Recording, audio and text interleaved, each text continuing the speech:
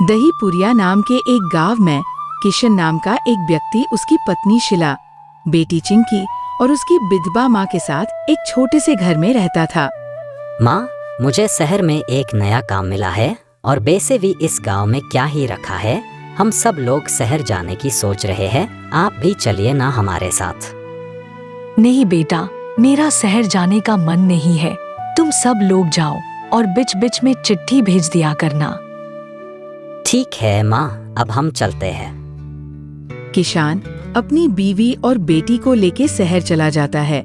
Beta के जाने के बाद गौरीबाई गांव में ठेले पर लिट्टी चोखा बेचकर अपना गुजारा करती थी। एक दिन गौरीबाई ठेले पर लिट्टी चोखा बेच रही थी कि तभी उसके गांव का एक व्यक्ति धर्मपाल वहां पर आ गया। कैसी हो भाभी? भगवान की कृपा है भैया। आजकल देख रहा हूँ कि तुम्हारे लिट्टी चोखा की बिक्री कम हो रही है। पहले से कम जरूर बिक रही हैं, लेकिन मेरी इतनी बिक्री हो जाती है कि मेरे घर का चूल्हा जल जाता है। अब तुम्हारे घर में तुम्हारे अलावा और कोई तो है नहीं। एक पुत्र था, वह भी तुम्हें छोड़कर शहर में जाकर बस गया, और इस उम्र में तुम खाते ही कितना होगी। यहाँ पर किसी काम से आए थे धर्मपाल। देखिए भाभी, मुझे तो आपकी लिट्टी चोखा बिल्कुल भी अच्छी नहीं लगती। उनमें स्वाद नाम की कोई चीज ही नहीं है। यह तो अपने अपने मन की बात होती है। किसी किसी को मेरे हाथ के बने हुए लिट्टी चोखा बहुत पसंद आते हैं। भाभी, मैं आपको यहाँ पर यह बताने आया हूँ कि कल आपके ही बगल में एक और ठेला लगेगा। मैं तुम्हारी बात का मतलब समझी नहीं धर्मपाल। शहर से मेरा भतीजा बिरजू बहुत अच्छी लिट्टी चोखा की रेसिपी सीखकर आया है। कल से वह आपके बगल में ठेला लगाकर खड़ा रहेगा। आप उसे देखकर चिल्लाना शुरू ना कर दें, इसीलिए पहले ही मैं आपको बताने आया हूँ। मैं भला उसे देखकर क्यों चिल्लाऊंगा? मेरे नसीब में जितना लिखा होगा वह मुझे जरूर मिलेगा। गौरीबाई की बात सुनकर धर्मपाल मुस्कुराता हुआ वहां से चला गया। धर्मपाल घर के दरवाजे तक पहुंचा ही था कि तभी दरवाजे पर ही गांव का मुखिया उसे मिल गया। अरे क्या बात है मुखिया जी, ऐसा क्या खास काम पड़ गया कि आज आप मेरे घर पर पधारे हैं? तुम्हारी और गौरीबाई की बात मैं काफी देर से सुन रहा था। तो आप कहना क्या चाहते हैं मुखिया जी? तुम तो जानते हो कि मैं हमेशा की तरह तुम्हारी ही साइड लूंगा। मुझे आपसे यही उम्मीद थी मुखिया जी। बात वो नहीं है धर्मपाल, बात यह है कि अगर कहीं गौरीबाई मदद के लिए मेरे पास आई तो मैं उसे मना नहीं कर पाऊंगा। मुझे मजबूरन तुम्हारे भतीजे बिरजू को वहां से ठेला हटाने के लिए मना करना पड़ेगा, क्योंकि गौरीबाई पिछले 20 वर्षों से वहीं पर ठेला लगाकर खड़ी हो रही है। तो फिर मैं अभी तक समझ नहीं पा रहा हूँ कि आप किसकी साइड हैं, मेरी साइड या उस बुढ़िया की साइड? मैं तो हमेशा तुम्हारी ही साइड हूँ धर्मपाल। बस तुमसे यहाँ सिर्फ यही कहने आया हूँ कि हमेशा की तरह चुनाव में इस बार मेरा विशेष तौर पर ध्यान रखना। चुनाव का आधा खर्च तुम्हें करना होगा। यह भी कोई पूछने की बात है? मैं आपसे वादा करता हूँ कि इस बार के मुखिया के चुनाव में आधा खर्च मैं करूँगा। मुखिया खुशी खुशी वहां से चला गया। अगले दिन बिरजू गौरीबाई के बगल में ठेला लगाकर खड़ा हो गया। बिरजू ने अपना ठेला बहुत अच्छी तरह से सजाया था। एक व्यक्ति बिरजू के पास आकर बोला, अरे भैया, इस ठेले में कौन सा व्यंजन रखा हुआ है? यह शहर का लिट्टी चोखा है, खाकर आपको मजा आ जाएगा। लिट्टी चोखा तो हमारे गांव की गौरीबाई भी बनाती हैं, लेकिन वह थोड़ा अलग तरह का दिखता है। यह शहर की नई रेसिपी का बना हुआ लिट्टी चोखा है। एक बार खाओगे तो बार बार यहीं पर आओगे। तो फिर जल्दी से एक प्लेट लिट्टी चोखा बनाकर मुझे दे दो। बिरजू ने लिट्टी चोखा उस व्यक्ति को दे दिया। उस व्यक्ति को वो बहुत पसंद आया। वो लिट्टी चोखा खाकर वहां से जाने ही वाला था कि तभी बिरजू उस व्यक्ति से बोला, अरे बात तो सुनिए, आपने यह तो बताया ही नहीं कि लिट्टी चोखा आपको लगी कैसी? बहुत स्वादिष्ट, मजा आ गया। तो फिर गांव में जाकर मेरी तारीफ कीजिएगा और कहिए कि गांव के सभी लोग मेरे पास ही लिट्टी चोखा खाने आए, ना कि इस बूढ़ी औरत के पास। बिरजू की बात सुनकर वो व्यक्ति मुस्कुराता हुआ वहाँ से चला गया। गौरीबाई ने बिरजू की ओर देखकर कहा, यह गलत बात है बेटा, तुम लिट्टी चोखा अच्छा बना रहे हो, इसमें कोई शक नहीं है, लेकिन तुम्हें मेरे लिट्टी चोखे को बुरा कहने का कोई अधिकार नहीं है। मैं जानता था कि तुम जरूर मुझसे लड़ाई करोगी धर्मपाल, चाचा ने मुझे सब कुछ बता दिया था। मैं तुमसे झगड़ा नहीं कर रही, तुम सारे गांव में अपने लिट्टी चोखे की तारीफ कर रहे हो और मेरी बुराई कर रहे हो। मैं तो ऐसे ही आपकी और आपकी लिट्टी चोखा की बुराई करूंगा। आपको जो करना है कर लीजिए। उस दिन के बाद कोई भी अगर गलती से गौरीबाई के ठेले पर आ जाता तो बिरजू उसे अपने हाथ का बनाया हुआ मुफ्त में लिट्टी चोखा खिलाता। उस व्यक्ति को बिरजू के हाथ का बना हुआ लिट्टी चोखा बहुत पसंद आता। धीरे धीरे करके बिरजू ने गौरीबाई के सारे ग्राहक तोड़ दिए। गौरीबाई मजबूरी में गांव के मुखिया के पास चली गई। क्या बात है गौरीबाई जी, आज आपको गांव के मुखिया की याद कैसे आ गई? आप तो ऐसे बोल रहे हैं मुखिया जी जैसे कि आप कुछ जानते ही नहीं। अरे यह छोटा सा गांव है, अगर किसी को छींक भी आती है तो पूरे गांव को पता लग जाता है। मुझे पता है कि तुम जरूर धर्मपाल के भतीजे बिरजू की शिकायत लेकर आई होगी, लेकिन जिस पेड़ के नीचे तुम ठेला लगाकर खड़ी रहती हो वह जगह तुम्हारी नहीं है, गांव की है, और वहां पर हर किसी को ठेला लगाने का अधिकार है। आप मुझे गलत समझ रहे हैं मुखिया जी, मुझे बिरजू के ठेला लगाने से कोई तराज नहीं है, लेकिन जिस तरह से वो मेरे ग्राहक तोड़ रहा है और मेरे बनाए हुए लिट्टी चोखे की सब जगह बुराई कर रहा है, बस वो गलत है। तो तुम्हारा मुंह किसने रोका है? गौरीबाई, तुम भी उसके लिट्टी चोखा की बुराई करो। अगर वह मुफ्त में ग्राहक को लिट्टी चोखा खिलाता है तो तुम भी खिलाओ, बस तुम्हारी और उसकी लड़ाई यहाँ तक नहीं आनी चाहिए। अब तुम जा सकती हो। गौरीबाई निराश होकर वहाँ से चली गई।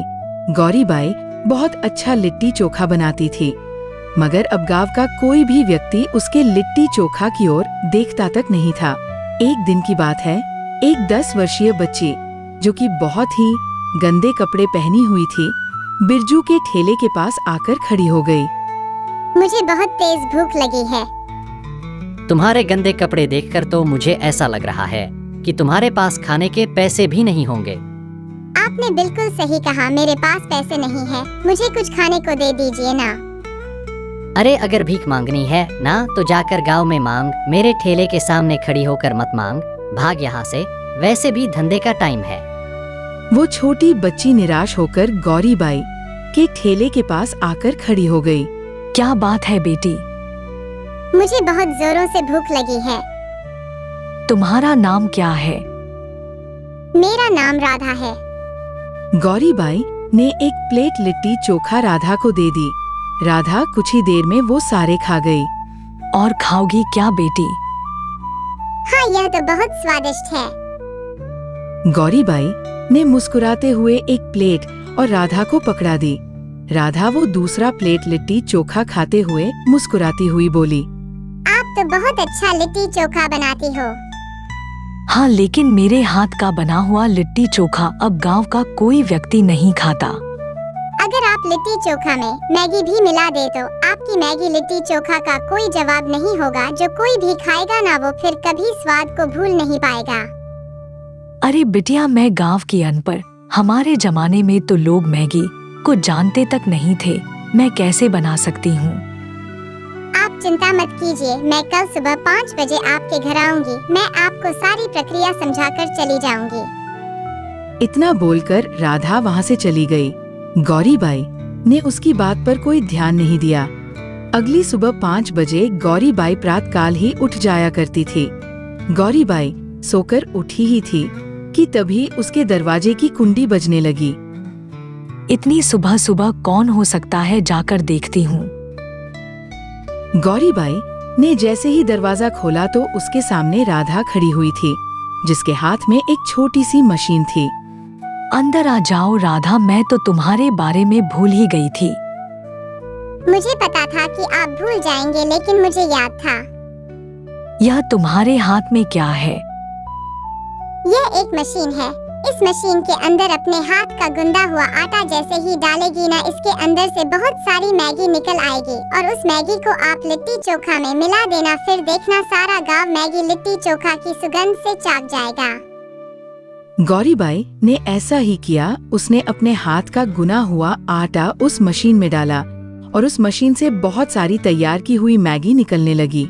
राधा गौरी को मैगी लिट्टी चोखा बनाने की विधि समझाने लगी। कुछ ही देर में कुसुमलता सब समझ गई। अब मैं जा रही हूँ, कुछ दिन बाद आऊंगी, तब तक यह मशीन आप ही रख लीजिए। अगले दिन गौरीबाई ने मैगी लिट्टी चोखा का ठेला लगाया। अरे यह क्या अम्मा, आपने तो इस लिट्टी चोखा में मालूम पड़ता है कि मैगी मिला दी है। यह तो जहर बन गया होगा, अब इसे भला कौन खाएगा। तभी वहाँ से एक व्यक्ति गुजर रहा था। वो व्यक्ति तुरंत गौरीबाई के पास आकर बोला, अरे बड़ी अच्छी सुगंध आ रही है, यह किस व्यंजन की सुगंध है? मेरे हाथ की बनाई हुई मैगी लिट्टी चोखा की कमाल है। जहाँ तक मैं जानता हूँ तो चोखा और मैगी अलग अलग व्यंजन है। इस तरह का मिक्स व्यंजन तो मैंने कभी नहीं खाया। जल्दी से एक प्लेट मेरे लिए लगा दी। गौरीबाई ने एक प्लेट में मैगी लिट्टी चोखा उस व्यक्ति को निकाल कर दे दी। वो व्यक्ति कुछ ही देर में सब खा गया। अरे वाह, मजा आ गया। उस व्यक्ति ने कहा कि ये इतना स्वादिष्ट होगा, उसने कभी सोचा भी नहीं था। इतना बोलकर वो व्यक्ति वहाँ से चला गया और बिरजू गुस्से से अपने दांत पीस हुआ रह गया। कुछ ही दिनों में पूरे गांव में गौरी के हाथ का बनाया हुआ मैगी लिट्टी चोखा प्रसिद्ध होने लगा। अब दूसरे गांव के लोग भी गौरीबाई के हाथ का बनाया हुआ मैगी लिट्टी चोखा ही खाने आते थे और यही बात बिरजू को अंदर ही अंदर बहुत परेशान कर रही थी। अब बिरजू के ठेले के सामने कोई कुत्ता भी नहीं खड़ा होता था।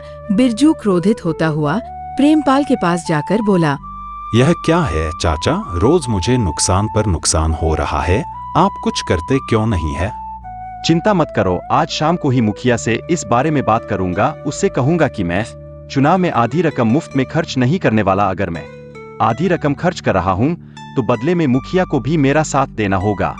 धर्मपाल शाम के समय मुखिया के पास चला गया। मेरी आंखों के सामने से कुछ भी छुपा नहीं है धर्मपाल। गौरीबाई की बनाई हुई मैगी लिट्टी चोखा अब दूर दूर तक गांव में प्रसिद्ध हो चुकी है। उसकी फलता से अब मुझे भी जलन हो रही है। ठीक है, मैं कुछ ना कुछ करता हूँ। अगले दिन मुखिया गौरीबाई के ठेले के पास आकर बोला, गौरीबाई जी, तुम्हें अपने इस ठेले को कहीं और लगाना होगा। लेकिन ऐसा क्यों? क्योंकि इस जगह को धर्मपाल ने खरीद लिया है, अब यह उसकी संपत्ति में आती है।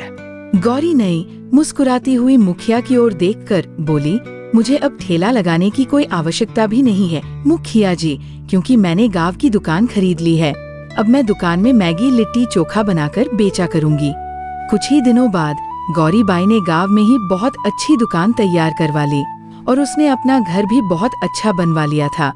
एक रात गौरीबाई बैठी हुई अपने बेटा को याद कर रही थी कि तभी कोई उसका दरवाजा खटखटाने लगा। गौरीबाई ने जैसे ही दरवाजा खोला, उसने देखा कि उसके सामने उसका बेटा, बहू और नतिन खादी हुई थी। बेटा को देखकर गौरीबाई बेहद खुश हुई और सब साथ मिलकर रहने लगे।